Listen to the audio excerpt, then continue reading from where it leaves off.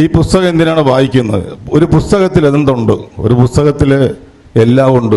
ജീവിതമുണ്ട്, ദുഃഖമുണ്ട്, ദുരിതമുണ്ട്, വിഷമങ്ങളുണ്ട്, വേഗലതകളുണ്ട്, പ്രണയമുണ്ട്, പ്രണയ നൈരാശ്യമുണ്ട്, എല്ലാം ഉണ്ട്. അതിൽ ബ്രദർ മാത്യു ആൽബിനും ഉണ്ട്. കാര്യം മഹാനദിയുടെയും മഹാൽക്കടയും അവരുടെ ഉൽപ്പത്തി നമ്മൾ അന്വേഷിക്കേണ്ട കാര്യമില്ലെന്നാണ് പറയുന്നത്. അവർ കൃത്യമായിട്ട് ഇതെല്ലാം ചെയ്തു വെച്ചിരിക്കുന്നു. കാരണം ഈ പുസ്തകം ഇപ്പോഴ് അന്തർദേശീയ തലത്തിലും ദേശീയ തലത്തിലും ശ്രദ്ധിക്കപ്പെട്ടിരിക്കുന്നു. അരുന്ധതി റോയിയുടെ small things, god of small things എന്ന പുസ്തകം പോലെ ഇതിന്റെ പേരെന്താണ്? ദൈവത്തിന്റെ മുഖം. അപ്പൊ ദൈവത്തിന്റെ മുഖമാണ് അവിടെ ഇരിക്കുന്ന ദൈവത്തിന്റെ മുഖം, അല്ലെങ്കിൽ ഈ ദൈവത്തിന്റെ മുഖമാണ് അവരെ പരസ്പരം കാണുന്നത്.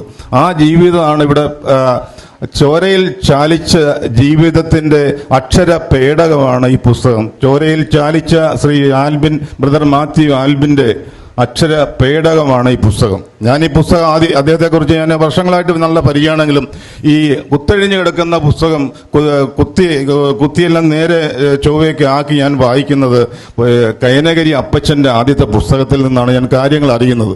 പിന്നെയാണ് അതിലാണ് യഥാർത്ഥത്തിൽ മാത്യു ആൽബിൻ എന്താണ്, ഇറച്ചിയാൽ, ഇങ്ങനെ ഒത്തിരി പ്രാവശ്യം ഞാൻ പറഞ്ഞിട്ടുള്ളതാണെങ്കിലും ഇന്ന് ഇതുകൊണ്ടുള്ള നേട്ടം, ഈ പുസ്തകം അന്തർദേശീയ തലത്തിൽ എത്തുമ്പോൾ ഇങ്ങനെയൊരു ആള് ഈ കൊച്ചു കേരളത്തിൽ ഇങ്ങനെയൊരു മനുഷ്യൻ ജീവിച്ചിരുന്നു എന്നതിൻ്റെ ഒരു തൂവലോ അല്ലെങ്കിൽ അടയിരുന്ന ഒരു ചൂടോ അല്ലെങ്കിൽ അടയുന്ന ഒരു മുട്ടയോ ആയിട്ടാണ് ഈ പുസ്തകം നമ്മളിൽ നിലനിൽക്കുന്നത്. പ്രഭാഷകന്റെ പുസ്തകത്തിൽ പറഞ്ഞിട്ടുണ്ട്, ഉത്തമ ഭാര്യയുള്ളവൻ ഭാഗ്യവാനാകുന്നു.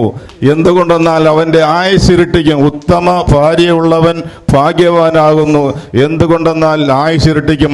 നാട്ടുകാരും എല്ലാവരും വെറുത്ത് ഇപ്പം മരിച്ചു പോകുമെന്ന രീതിയിൽ ഇരിക്കുമ്പോഴും മേരി ചേച്ചിയെ കണ്ടപ്പോൾ ആ ഹൃദയം തുടിച്ചു. മേരി, ഞാൻ മരിച്ചിട്ടില്ല, എന്നെ ആശുപത്രി കൊണ്ടുപോകും. അവിടെ നിന്ന് വന്ന് രക്ഷപ്പെട്ട് ഇപ്പൊ ഇങ്ങനെയൊക്കെ ഇരിക്കുന്നു. ദൈവം ഇനിയും നിങ്ങളെ ഈ കുടുംബത്തെ അനുഗ്രഹിക്കട്ടെ എന്ന് ആഗ്രഹിക്കുന്നു, പ്രാർത്ഥിക്കുന്നു. നന്ദി, നമസ്കാരം.